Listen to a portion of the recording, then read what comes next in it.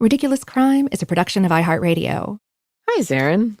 Hello, Elizabeth Dutton, right? Correct, yeah. Nice to see you again. Good to see you. How you been?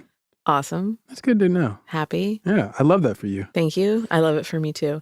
Do you know what's ridiculous? Oh, I got this one. Yes. Mm-hmm. You know the Boy Scouts of America? Yes, I do. Okay. So there used to be a competing organization called the American Boy Scouts, and this one was started by William Randolph Hearst. The reason why he started it was because there was a publisher in Chicago named William Boyce, and he had started the Boy Scouts of America. Now, the Boy Scouts? Well, no, that was just how I said that. Yeah. They actually was started in England. An English dude started the Boy Scouts, and then they transported the idea to America. He starts the Boy Scouts of America. No connection to his last name, Boyce. Okay. Anyway, Hearst is like, you know what? I want my own army of boys. So he then starts the American Boy Scouts. And this is all part of his ongoing publisher rivalry with this dude, Boyce, who's in Chicago, right? Now, these two groups were super similar because, they both were Boy Scouts, right? And in fact, there was a whole litigious thing about who can call themselves Boy Scouts. The big difference between the two of them, Hearst's group, the American Boy Scouts, carried loaded firearms. Yeah, a rifle was issued to every American Boy Scout, which surprisingly did not go well. Well-armed 12-year-olds, this turned out to be a bad idea. It was a standing boy army. Yeah, he had his own standing boy army. That's ridiculous. It's very William Hearst. You know what else is ridiculous? No, hit me with it. Conning people into buying land in a fake country. Ooh, I like that. Yeah, I know you would.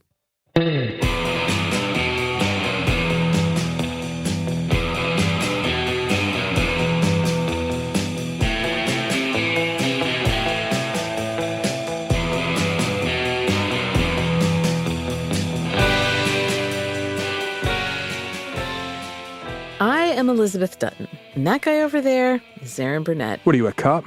Yes, and this is Ridiculous Crime, a podcast about absurd and outrageous capers, heists, and cons. It's always 99% murder-free, and guess what? 100% ridiculous. I like that about them. Me too. I like that about that. I like that about everything. You know what else I like? I like to think of myself as pretty skeptical and untrusting. I'd say that's mostly true. It serves me well. Yeah. You know, I think a lot of people feel like I do. Do you think you're skeptical and untrusting? I think I am so skeptical and trusting I need other words. Throw a dash of jaded in there. Yeah, exactly. But see, people like you and I, still, maybe not you, people like me, still fall victim to confidence schemes. Oh, yeah, I know it happens. Some people carry them out. Like you. Yes. I will pay for a good 3-card Monte game. If I see somebody doing a hustle, I'll go and drop $20 just to see it. Yeah, okay, I don't so care. you would fall I don't mind being taken as long as I know I'm being taken. Oh, well, that's a good point.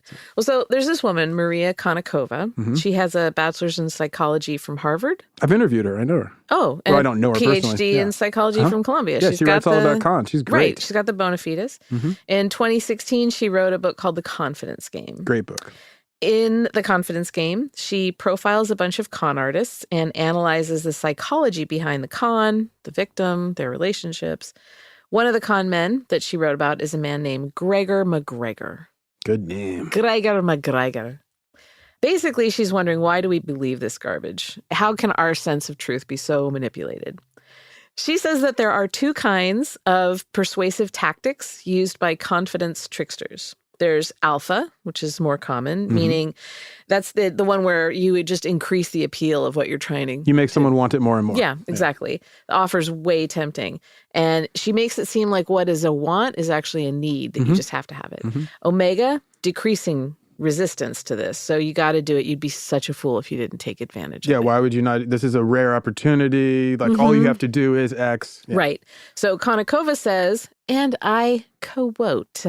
Yes.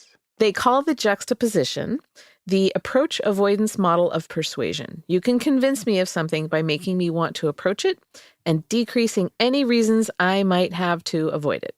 That's some real core human psychology. Yeah. So Gregor MacGregor, Gregor, son of Gregor, Uhtred, son of Uhtred. Totally. You know I'm over here last kingdoming the hell out of that name. I am Gregor MacGregor. And Destiny, what is it? It is all. That's right. So Gregor MacGregor had the perfect blend of alpha and omega in his cons. And that is what I want to talk to you today about, Zaron. You know how I love that alpha and omega? So Gregor MacGregor, born Christmas Eve, 1786 in Scotland. You know, as you do. His dad was an East India Company sea captain. Oof, rough life. Yeah. Great-great-uncle, Rob Roy, the Scottish outlaw and folk hero. His grandpapa was Gregor the Beautiful. That's amazing. Like Pliny the Elder, Pliny the Younger, Gregor the Beautiful. He was apparently a stunner. Apparently. Really turned heads. When Gregor MacGregor, Gregor, son of Gregor, this is going to, when you have to say something. Is that what Mac means? Gregor MacGregor? I think Does it mean son of Gregor? Sure. Look at me over here learning something new every day. I'm acting like that's what, I'm pretty sure, but guess what? I'm probably wrong. That happens a lot. I'm probably saying it wrong. Fair enough. So when he was 16, Gregor, which I'm going to say so often is going to start to not sound like a word. You know how that works. He joined the British Army. And when he was 19, he married a gal named Maria Bowater. Wow, these names. Right. So she was the daughter of a Navy admiral, and she had a huge dowry because she had high-profile, wealthy family members. Okay. So he gets married, and then he buys his way from lieutenant, or as they would say, lieutenant. Yes. He'd already kind of fast-tracked his way into that. Somehow he buys his way into captain. It cost him £900, which is the equivalent of 70,000 pounds today. Okay. And he did that instead of serving for 7 years to reach captain. Now, I don't expect you to know this answer, but do we have any idea who he paid that money to? I guess. Like the Admiralty, or is it more of like... the recruiters at the mall? I don't know. I was just curious. Yeah. I guess, yeah. It's like the brass at the... the military. The Lord Admiralty, isn't that the... Slid it under their door, and they slid the captain's medals or whatever. And that big hat just under the door. They came and put it on his head gently in the middle of the night. That's how he knew. He woke up, I've been captained. Yeah. Ta-da. So he served in Gibraltar from 1805 to 1809 under the Duke of Wellington. And he was totally obsessed, speaking of those caps, with military appearances. I know the type, right? Spotted it. Huge love of uniforms. Con man loves uniforms. It's all the surface. The hoot and the hut. That makes no sense. So he loves uniforms. He wouldn't let any enlisted men or like NCOs, non-commissioned officers, leave their housing unless they were in full dress uniform. And that really wasn't convenient. No. So guess what? The men hated him. Shocker. Right. May 1810, he starts mixing it up with a superior officer and he gets forced out of the military, retiring at the age of 23. Oh, so mixing it up more like he got in a fist fight. Yeah, they had a little back and forth. Little difference of opinions. And he was encouraged to leave. So he and the missus, they moved to London. Okay. And that's when he starts calling himself a baron, Sir Gregor MacGregor. As one does. You just start giving yourself a title. He was really leaning on that whole Clan MacGregor thing, talking about how he was a chieftain. He's upping this. Now, granted, Rob Roy is his great-great-uncle, but that's, he might have some legitimate ancestral claims. I guess. Kinda. Yeah. But it's around this time that tragedy strikes. I hate when that happens. I know, me too. His wife, Maria, passed away. Oh. Now, her family, this rich family, they didn't want anything to do with Gregor MacGregor. Oh. I'm not exactly sure why. And I don't know how she died. It's sort of it's a mystery. Oh. To at least me. And so her family was just like, get out of here, dude. We don't want anything, you're the poor. So get out of here. The old class warfare. Yeah. So his wife is dead. Okay. It's not going to look good if he picks up a new society honey and it's like, hey, pay for everything. He can't, it's just too soon, they keep telling him. Yeah. He is restricted from social climbing in that way. He can't go back into the military and kind of earn a higher level of notoriety because, he fought himself right out of there. And he didn't want to go back to Scotland because it just wasn't fancy. It wasn't fun. He's like, I'm over the moors. So he does the next logical thing. He went to South America. Wait, what? When in doubt, go to South America. So at the time, there are all these revolutions happening in South America. Oh, yeah, all the Bolivar revolutions. Yeah, people are pushing back against the Spanish crown. General Francisco de Miranda, he was a revolutionary in Venezuela, and he visited London and was a huge hit. Everybody loved him. He got taken around to all these parties and introduced. They gave him gifts and stuff. Gregor's like, you know what? I want in on that action. I like that cut of that man's jib, and I want what he has. Exactly. So 5 months after his wife dies, he sets foot in Caracas. Okay, 5 months. It's not too long. No, it's a little quick. But he had to get out. Yeah. Had to move on. So he knew that the revolutionaries there would not be keen on his whole I'm a royal thing. Good read. So he stopped pretending to be one for a while. And instead, he says that he's a Scottish knight of the Portuguese Order of Christ. I've never heard of the Portuguese Order of Christ. They're essentially the Portuguese Knights Templar. Okay. Yeah. I've never heard of them. And I've read some books on the Templars. I think he was kind of banking on people not really. Yeah, exactly. So he goes to General Miranda, volunteers. He's like, hey, man, we met in London. I don't think they actually did. He gives him a cavalry, makes him a colonel. Right there. It's not like he was in a position to turn him down, Miranda. You know, the revolution needed help. It wasn't going so hot. And this guy's claiming to be military. I mean, he was military, but he wasn't a captain. But Right. So Gregor says he'll help, and he actually delivers. He helps. 2 months after he gets there, he marries a woman named Doña Josefa Antonio Andrea Aristeguita y Lovera. Nice. Yeah, nailed it. She was rich. She also had a very well-known cousin. You mentioned him briefly, Simón Bolívar. Oh, my man, Simón Bolívar. Things are looking up, right? Yeah. She marries Bolívar's cousin.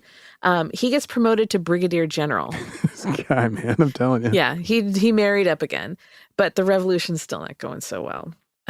Gregor and his wife, Josefa, they wind up fleeing to Curacao. Okay. And Bolívar meets up with them there. General Miranda, he gets arrested and imprisoned in Spain. Yikes. Yeah. So Gregor fights for a while in New Granada, which today is Colombia and Panama, a little bit of Costa Rica, Ecuador, Venezuela, Peru, Brazil. Little tastes of all those actually thrown into. And he manages to do some heroic things. Some people were already onto him, though. An officer at the time wrote, quote, I'm just quoting it up like you would here. I am sick and tired of this bluffer or Quixote or the devil knows what. This man can hardly serve us in New Granada without heaping 10,000 embarrassments upon us. Ooh, that's a lot of criticisms. Because one, you can get the idea that he's not doing so well in the field. Secondly, the whole Quixote, tilting at windmills suggests he's not got a good read of reality. And then the bluffer part means this dude's got his number. Yeah, completely. So Gregor starts fighting in various arenas all around South America, sometimes successfully, sometimes not. He's seen as someone with really great military skill, praised by generals, a hero, right? But he's so full of himself, and that continues to play a little bit in his favor far away from home, but his luck starts to change. He has a failed attempt to capture Florida. I mean, who here hasn't at least tried once to capture Florida? Raise your hand if you haven't tried to capture Florida. Yeah, maybe, look at all these hands going up across the world. If only the panhandle. So here's what happens. He gets convinced to go and try and capture Florida to use it as like a home base for all these revolutions. Which is what Andrew Jackson tried to do. He goes to Pennsylvania, he goes to Philadelphia, raises some money, starts going all around the Southeast, gets a little army, goes to Amelia Island first, off the coast of Florida. Father loves that spot. Right. And so here's to Pops. He goes out there, the fort on the island, they've got guns, they got like 50 guys. Cannons and all the whole bit. Right. Here's the thing, Gregor, he's got 80 men, but he's making it feel like there's a whole lot more. So when he arrives on a ship, they just surrender at the fort because they think he's got a ton of guys. No shots are fired. See, con man in the military. Yeah, they disembark, and then there's sort of this moment where like, oh. And then Gregor is playing this up like, you know what? I claim this land for me. And then he says he's going to start paying people in Amelia bucks. And they all get mad at him and spit on him, and he winds up, then the Spanish show up, they're like, get out of here, dude. So he leaves. He totally overplayed his hand. He did. I love that. Once he got to Amelia money or Amelia bucks or whatever it was, you're like, bro. Yeah, stop. It's over. It's over. And he also tried to ban looting in his troops, and that's when they turned on him. That's why they're in the army. Totally. I mean, come on now. So he'd also tried to steal a naval commander's ship. The ship was called the Hero, and he renamed it El MacGregor. And then he scuttled it. I like his style. I got to admit. So he has all these like failed liberation attempts in various port cities. Everything's starting to fall apart. Plus, Simón Bolívar now hated him. I'm kind of guessing that one, yeah. Yeah. Bolívar said he was a traitor for all his bumbling military acts, orders him hanged if he ever sets foot in South America again. So he's just like... Standing hanging order? A death sentence for an entire continent. Sir, you have an appointment with the noose here in South America? Yeah. His wife and child went to Jamaica to Sandals. Oh. They went to Jamaica. But you want to go get their hair braided? Yeah, they were feeling hot. He couldn't go there because he was wanted for gun running and piracy. Yeah, I bet the British also had a little line about him. Yeah, they weren't into him. So what is he like back home? What's going on in England? There's a book that gets written about his exploits, good and bad, but mostly the bad. That gets published. The author Michael Rafter, he writes that Gregor was, quote, politically, though not naturally dead. Wait, what? And to suppose that any person could be induced again to join him in his desperate projects would be to conceive a degree of madness and folly of which human nature, however fallen, is incapable. I'm going to have to take issue with you, Michael Rafter. I've known humanity. They can go lower. I'm here to tell you, human nature is more than capable of falling to that kind of degree of madness and folly. Thank you, Elizabeth. When we come back from this ad break, I'll tell you just how mad and foolish people can be.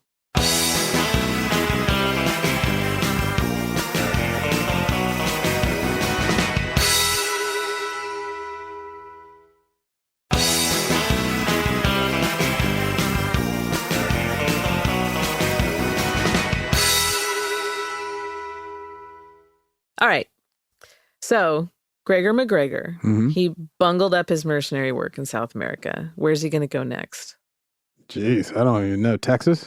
Well, he couldn't. Okay, let's start from where he came from, England. Yeah. Can't go back there because he doesn't have anything. And they're kind of on to him after that biography. And I'm guessing he doesn't speak other languages, so I'm thinking he has to go somewhere Spanish or English. Don't forget where he's going.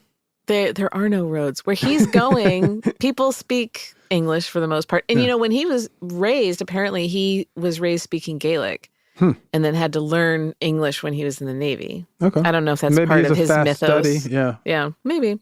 So he can't go to England. Keep in mind, he's 34 at this point. And so where does he go? Cabo? I want you to close your eyes. Okay. And picture it. The Mosquito Coast. It's not just a 1986 Harrison Ford movie. It's actually the coastal area of what is now Honduras and Nicaragua. And it's not named for the insect. Did you know that? Did not know that. It's named for the Mosquito people. Huh. The indigenous people of the area. So the mosquitoes are both named for these people? No, they're named for different things. Wow. Because it's musca. I can't remember what the root is. Mosca the Latin is fly. Root. Yeah, and so mosquito is little fly. Yeah. And this is actually the Mosquito. Oh, okay. Yeah. That's cool. I mean, there are obviously a lot of mosquitoes there. The Mosquito people didn't have a notion of a king until the English arrived in the 1700s. Bad introduction to a king. Yeah. So the English get there and they start assigning titles of chief, but the title doesn't mean anything. And it was just one way for the Brits to kind of mark their territory from the Spanish. Oh, okay. To say, look, we got all these kings and chiefs and all this, and they report to us. So right now it's 1820 in your mind on the Mosquito Coast. That's a big year in Spanish history. Gregor rolls up to the sandy, swampy shores of the Mosquito Coast. It's looking lush, but it's not fertile ground and the jungle super dense. Yeah, I've seen the movie. He pokes around, and all he can find is an old graveyard. No structures, no remnants of the English settlement that had once been there. So he goes a little further inland and he makes contact with the people living there, and he meets King George Frederick Augustus. Remember, this is just a king in name only. The Brits come and they're like, look, I don't know how you say your name. You're now King George Frederick Augustus. He's like, great. He has no control over anything, not even his name, apparently. So Gregor starts chatting him up. He's like, it's really lovely here, man. So thanks, dude. You looking to sell this land? I'm a famous royal war hero guy. One king to another. And the king's like, yo, you don't say. What you got? Gregor's like, well, I've got some rum. I've got this bag of jewelry. There's got fun bangles and a kicky necklace for you in here. And the king's like, you know what? Yeah, let's see. That'll get you, so you carry one. About 8 million acres. 8 million acres. Yes. Good job, Gregor. He's a master negotiator. So Gregor writes up this document, and it says that he and his heirs own now most of the Mosquito territory, and then the king signs it. What does he care? It's like if I signed a paper granting you possession of Los Angeles in exchange for a Target gift card. Exactly. You know, I like to think of myself as the queen of California, but it doesn't mean I can just sign it all away. I just like Target gift cards. Right. So Gregor, he looks around a bit. He's got this document. He's got the deed to the place now. He's kicking the tires, surveys. He's like, the English love paperwork. I'm in good. Right. And the people there, they just look at him and shrug. They're like, all right, cool. Yeah, you're the boss now. Enjoy your paper, man. Sure, dude. So he names it Poyais, Poyais. Okay. Poyais, after the indigenous people who live in the highland area, like up at the source of the river there. The Paya or the Poyer, they get called a lot. Okay. Now they're called the Petch people. Huh. Cool. He heads back to London, tells everyone that the king not only gave him all the land, but he also got a title, the Cazique of Poyais. Cazique being like a chief or a prince, right? So officially, he said his full title was His Serene Highness Gregor I, Sovereign Prince of the State of Poyais and its dependencies and Cacique of the Poyer Nation. Oh, he's really hitting the royal energy. I like this. He's like, I need somebody to have some trill on this. He went through the entire inventory of possible titles and was like, and that one. I'll take a little of this. A little bit here. Oh, now definitely some dependencies. So he starts telling everybody, the dependencies is great. Like, you'll find out this is even better.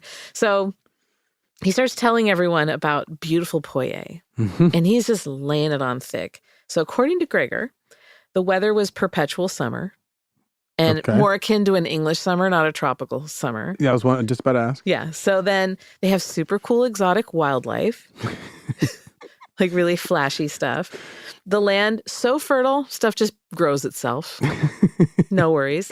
That there's rare wild fruit everywhere that's delicious and refreshing. I mean, he's not half wrong, but... Yeah, he's 100% wrong. Endless herds of cattle.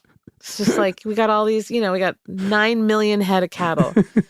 And then abundant natural resources. He says redwood, cedar, mahogany. All of your fine hardwoods. The tropical redwoods. Yes, exactly. Think about that for a second. Pristine sandy beaches, so you could open a sandals there if you really wanted to. Chunks of gold just sitting in the river. Just waiting for your hand to grab at. Precious gemstones littered all over the ground in the hillsides. They're always into that same story. And he also said there's like a well-planned infrastructure of roads. Oh, wow. Yeah. A palace, a cathedral, an opera house, government buildings, mansions. A Roman auditorium. A bustling port. He says there's a huge bustling port. There are plantations there. Cotton, coffee, sugar, indigo. A very complex legislative system. Don't forget that when he got there, there's just an abandoned graveyard at this point and jungle. He just sees a lot in that graveyard. But he has a vision. But he's telling him this already exists. So he draws up leaflets and some artwork depicting his paradise, starts passing them around in London, Edinburgh. The wealthy society folks and the kind of like lesser royals, the also-rans, they're eating this up. The second sons of a baron? Yes. They're like, dude, let's do this. This is amazing. This is my chance. He extends a royal invitation to King George. You can see the con taking shape. Oh, yeah. It's just like he just keeps throwing fuel on the fire. It'd be too easy for you not to just go take advantage of this. The gold is sitting there in the river. Yeah. And so he extends a royal invitation to King George to come on over for a visit. King to king. Yeah. Just exactly. So I'm sure figured the king's not going to take him up on this. But the publicity is great, and it's working. So the news of this utopian society, conquered by a descendant of Rob Roy, starts spreading throughout the land. And Gregor had this sidekick, supposedly. Yes. His official title I love was a good sidekick. Captain in the Native Poyer Regiment and aide-de-camp to His Highness. Very nice. Yeah. His English name was Thomas Strangeways. Oh, wow. So you say his English name as in he was a native Mosquito? No. He was a Brit. He was an Englishman. Okay. But he has all these titles, but his name's Thomas Strangeways. Okay. Brief note about Strangeways. The prison in Manchester is referred to as Strangeways, and famously referenced in the title of the Smiths' album, Strange Ways, Here We Come. Look at you with the deep pulse. Well, the opening track, too, is A Rush and a Push and the Land is Ours. And the name, though, doesn't come from like someone naming the prison after a person. It comes from the area where the prison was built. So if you named yourself Strange Ways, you have to be naming yourself after the prison. It'd be like if I named myself Thomas Sing Sing? No, it'd be like the area where it was built was called Strange Ways, and it means a place by a stream with a strong current. Okay. So it's sort of like that's where his people must have come from, I got you. if that's their last name. Okay. So we can only surmise that that's where that name comes from, Manchester. I still mourn the Smiths, P.S. I know you do. Too problematic. Can't listen anymore. Anyway, Thomas Strangeways. He was said to be a member of Gregor's entourage, someone who had presumably seen the actual Poye. He wrote a comprehensive guidebook, like a sales brochure, for people looking to do some good old-fashioned colonizing. Like a Lonely Planet pamphlet? Yes, a Lonely Planet, Rick Steves' guide to Poye. Okay. The only problem was that Strangeways was actually Gregor. I knew it. Yeah. He John Barroned the hell out of that. He totally did.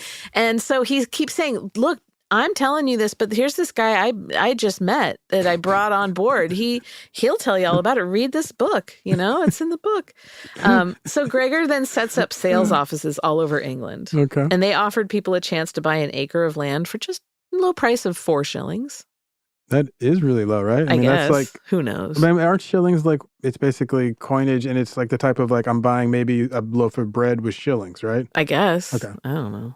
I'm saying like halfpenny is a halfpenny, and then shilling is like it's like a quarter or whatever. You know what? I have no idea. Okay, good. I'm glad we had this talk. Thank you. So he hires balladeers to write songs and go on tour, and they're like crooning about the luxurious joys of Poye. I like his playbook. Good con playbook. I'm going to go back to Maria Konnikova for a second. Please. I want to quote from her. Yes. What she says about Gregor. He highlighted the bravery and fortitude that such a gesture would demonstrate. You wouldn't just be smart, you'd be a real man. The Scottish Highlanders were known for their hardiness and adventurous spirit, he wrote. Poye would be the ultimate testing ground, a challenge and a gift all in one. He pointed those who needed more convincing to a book on the virtues of the small island nation by the elusive Thomas Strangeways, actually MacGregor himself.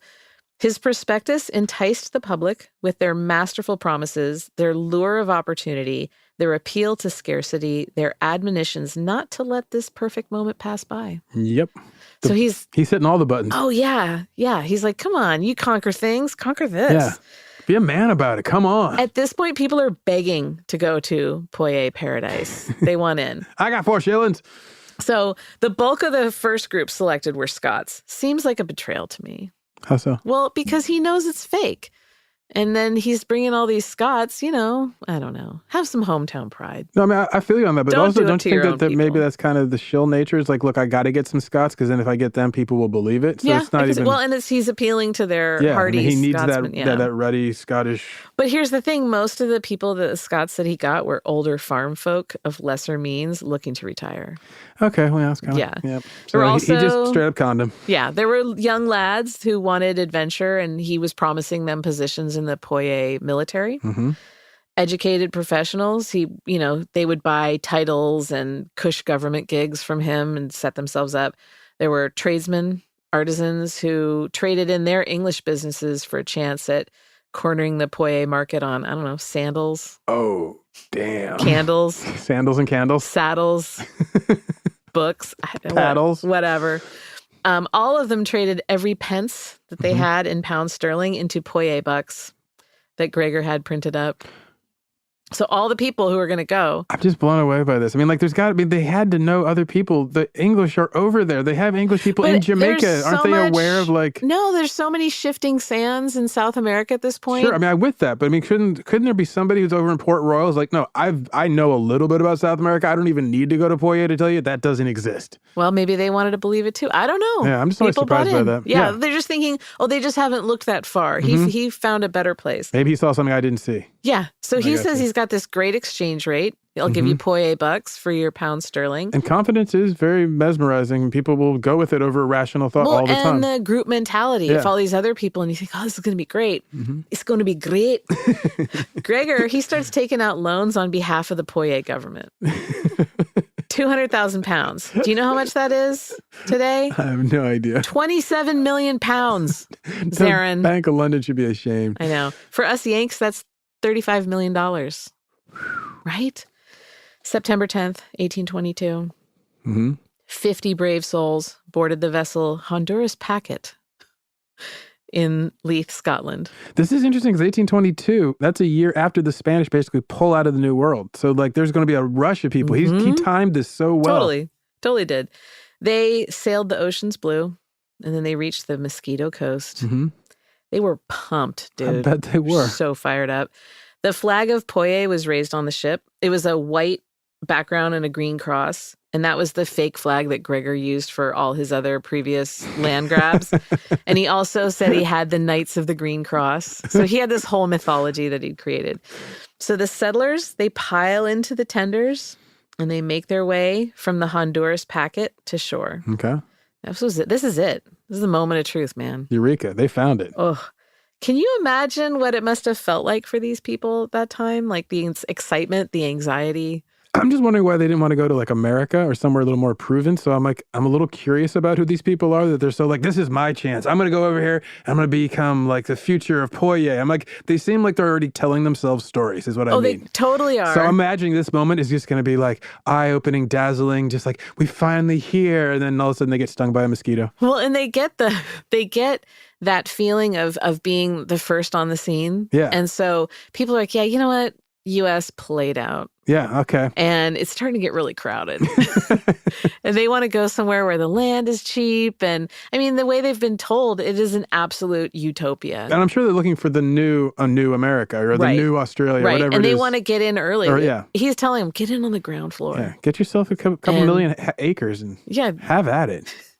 It's incredible, right? So I'm just imagining that the people on these tenders, they're getting up to the shore and they're just all abuzz. And the conversation on these little boats must have been incredible. Yeah, weeks across the Atlantic, all that time to build up anticipation. And this is it. Don't forget, there are other ships of fools right behind them crossing the ocean to find this false paradise. Oh, this is the first boat, right? This is just the first boat. But I mean, there are ones who are like literally right on their tail. Let's take a break. When we come back, I'm going to paint you a picture of that moment of contact between the pioneers and the sandy shores of Poye.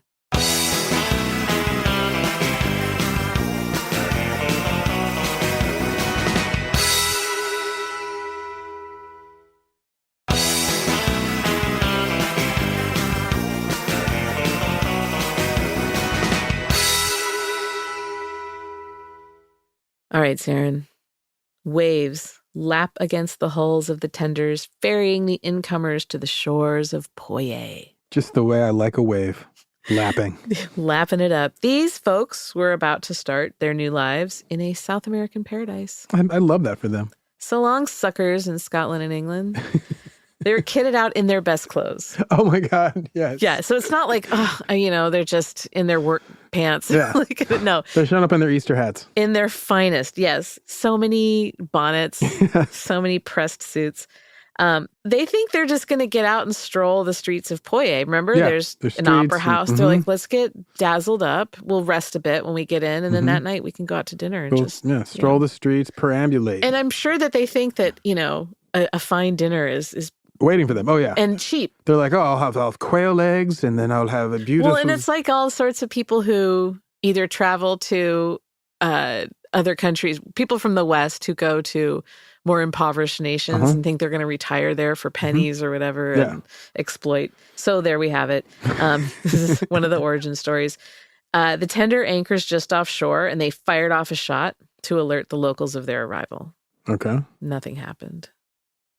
Of course, there's no one there. So they're expecting like a cannon to respond? Right, okay. and that there would be all these little boats that would come out and gather them. So it's a real long, awkward silence. It's a really long silence.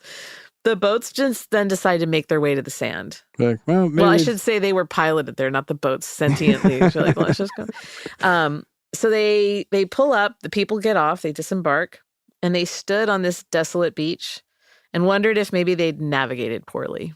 No, that happened. The currents are really wild there. I mean, maybe we just got, a few miles up the coast. And Spanish wrote a lot about the Caribbean currents. Yeah. So they're standing there wondering what's going on. There's got to be a booming metropolis around here somewhere. We just can't hear it. Maybe everyone be quiet. Maybe we...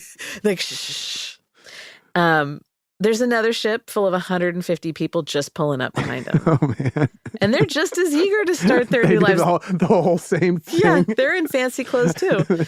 Some of the group tried to make their way inland to see if they could pick up, like, the outskirts of this capital city. Just find the Gold Road or whatever. Yeah. So the rest of them, they stay on the beach with all of their earthly belongings. Don't forget, they up and left. I'm sorry. I'm talking luggage, furniture. Just all these trunks, a chair. Praying there was a piano in with all of this. All supplies. They actually had a lot of supplies. I imagine some of them brought stuff for their businesses. So there's like butcher blocks and stuff. Yes, exactly.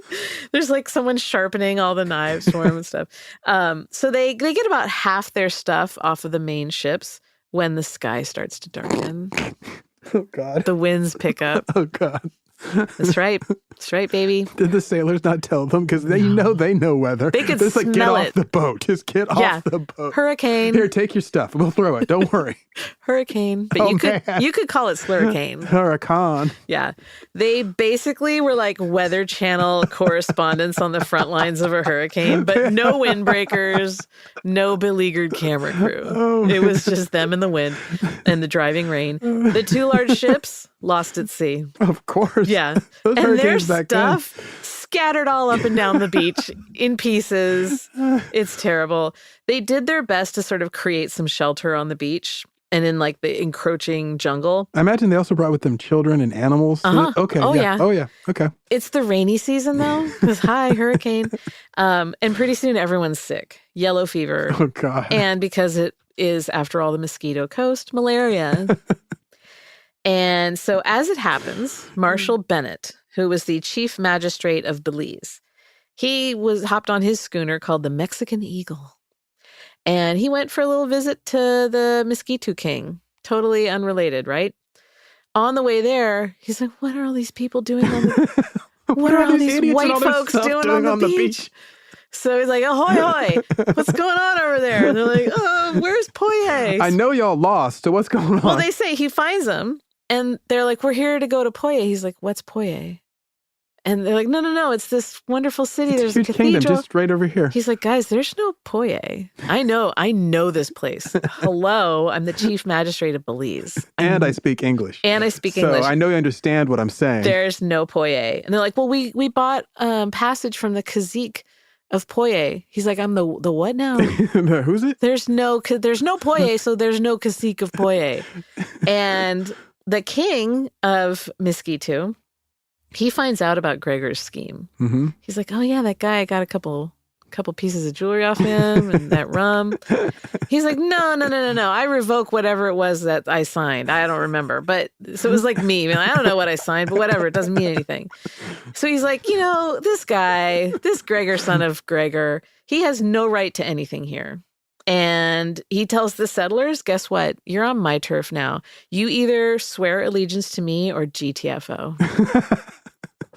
They're like, thinking about it. They're like, yeah, can we catch a ride to Belize? Yeah. So it takes... The boats are sunk, though, right? Yeah, it takes 3 trips on the Mexican Eagle to ferry the survivors. And they're crammed in there because the ship's not big. Mm-hmm. They'd lost some folks by this point. Others were too sick to travel. And then I guess the ones who, they just became subjects of the Mosquito King. And we're like, all right, I guess, off to the jungle. But everyone else gets thrown into the boat and taken up to Belize. The Hondurans, they sent some clipper ships out to stop and reroute any further incoming ships. Oh, smart. Yeah. And how many ships of Brits made it out there in total?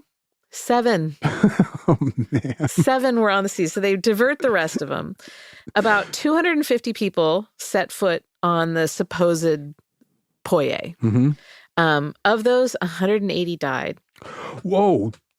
Yeah, and less than 50 of them made it back to Britain.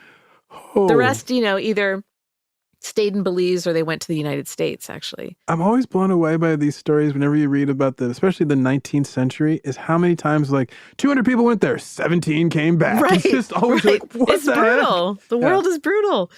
Back home, people are a little outraged. I bet. A little bit.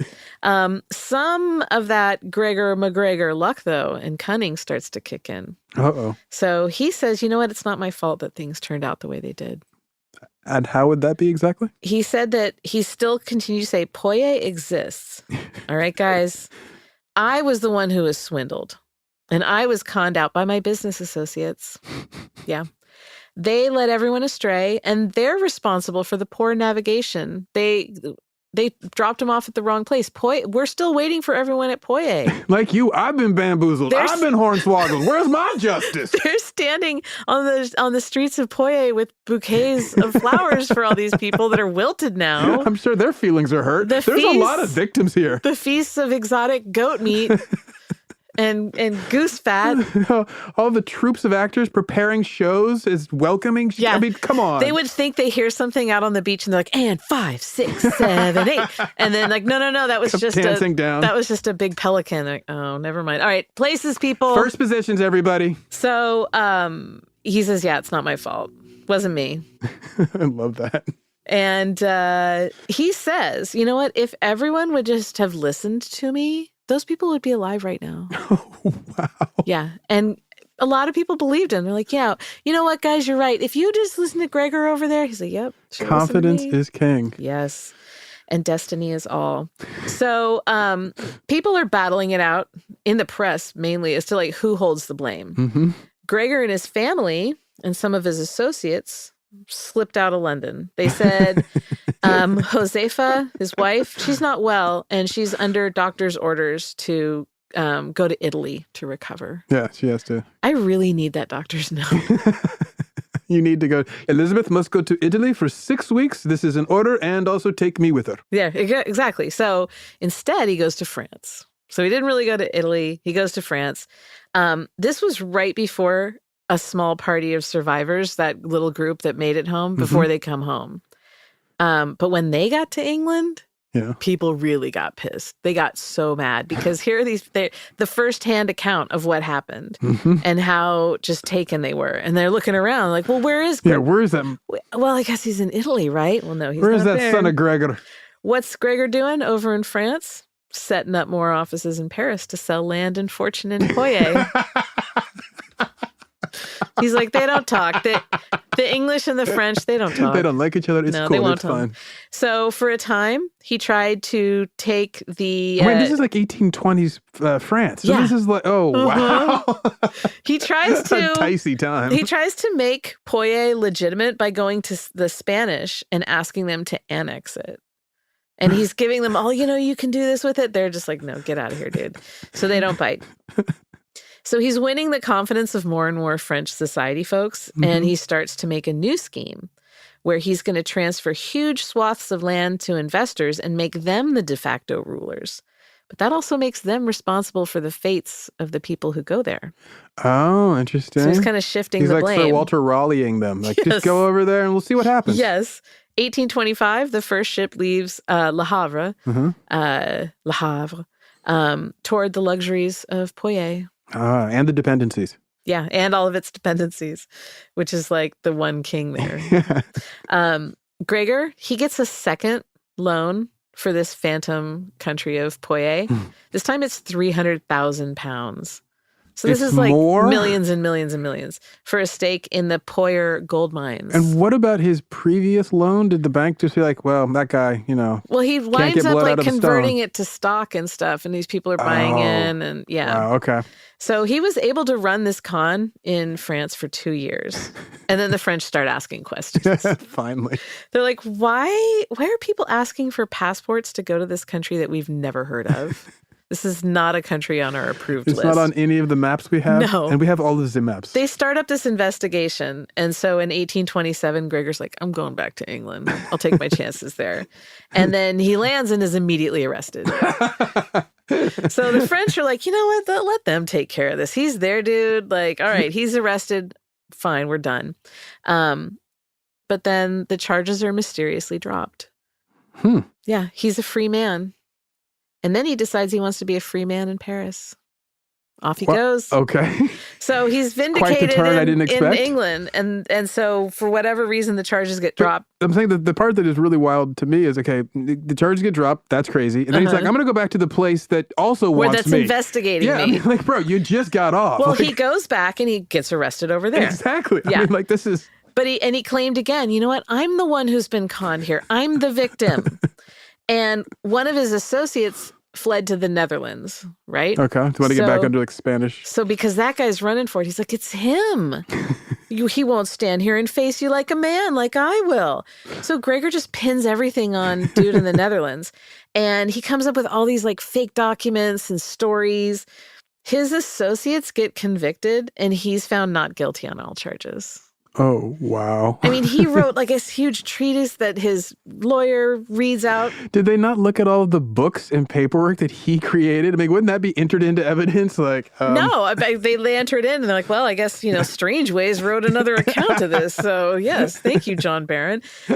So he planned to live out the rest of his years in Paris. Kind of like a questionable society layabout. Yeah. That's a good plan. But he blew through all the money. And he did it quickly. He'd been living really, really large. Apparently. And he spread the money around to a bunch of people. He did like an MC Hammer where he was supporting way too many Everyone's people. wearing sable fur. Yes. It costs a lot of money to put these boats together to take people over there. So he's like, in order to keep that con looking fresh and real, he's sinking cash into the whole reason we have corporations is because of how expensive it is to get boats over there. Exactly. So in 1838, Josefa died. Oh. And at this point, he'd already lost 2 children. So he has nothing left. But his memories. And they're beautiful. And the braid in his hair from sandals. Poye. So the last time he had nothing, he made a choice. And he makes that choice again. South America. Viva South America. It's going back. Basically, his version of fake my death, go to Cuba. That's the only option. So 1839, old Gregor, son of Gregor, he makes his way to Venezuela and he just begs for citizenship. He's like, is Simon Bolivar still here? He wanted his old military titles and honors. So if he's not, I'm a captain. Yeah, that's basically what he did. So he goes there and instead of saying, please, can I be a citizen? He's like, can I be a citizen and have a title and be well-regarded and a pension. And a big hat. I'm going to need a big hat. Throw in a pension and a big hat and I'm tassels. Set. He gets it. He gets it all. He gets citizenship. He gets a pension. He gets the tassels. He lives out his days as a normal, respected citizen there. Okay. And then no one talked about Amelia Island when he thought he was going to capture Florida. That's gone. No one talks about Poye. How? Forget it. He died in Caracas, December 4th, 1845. And he received a full military funeral and burial. Wow. And was just lauded by the people. Rewrote history. That area known as Poye, undeveloped to this day. So it really, you can see that it wasn't just, they didn't know how to. It was like Florida Everglades land. Yeah. Like this is never going to be turned into anything useful. Yeah. So what's your ridiculous takeaway from this tale of Gregor MacGregor? If you fail the first time, just keep conning. Over the exact same con, too. Go bigger. Maybe even go bigger. That's also, and get a uniform. Yes. Uniform, go bigger, and try moving around a lot. So That's be perfect. like, it couldn't have been me. I'm the cacique. And that's perfect. Life pro tip right there. Yeah. I keep thinking about Konakova's assessment of Gregor MacGregor. That like his con was so intuitive and convincing that he was able to keep running the same con over and over. Oh yeah, he had got it into the vein of humanity. Yeah, people, they had hard evidence that he was full of it. Yeah. And yet, nope, that right there is true confidence, right? Yes. Confidence in himself and the confidence that people had in him. And he wins their confidence to him. I can't believe that people fell for it, but I'm guessing that they probably didn't think they'd fall for something so outrageous either. That's how they fall for it. Yeah. So the other thing I wanted to bring up to you is that I have some land on a special secret island. Really? Yeah. Does it have good farmland? It's amazing. Are there already existing roads and infrastructure? Yes. Infrastructure? Yes. Wow. Yes. There are carbon neutral trains. Perfect. Let me go get my checkbook. I'll be right back. That's it for today. You can find us online at Ridiculous Crime on both Twitter and Instagram. Do you have a tip for us about a ridiculous crime that you'd like to hear about? You want to just chat? You want to confess to it a ridiculous crime? I like those emails. Email us at ridiculouscrime@gmail.com. And after that, just tune in next time, my rude dudes. Stay skeptical.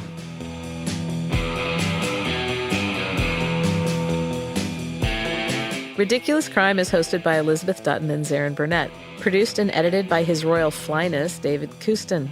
Research is by Poyer Princess Marissa Brown. The theme song is by Truthless Troubadour Thomas Lee and Flim Flam Balladeer Travis Dutton. Executive producers are General Ben Bolin and Admiral Noel Brown. Ridiculous Crime is a production of iHeartRadio. For more podcasts from iHeartRadio, visit the iHeartRadio app, Apple Podcasts, or wherever you listen to your favorite shows.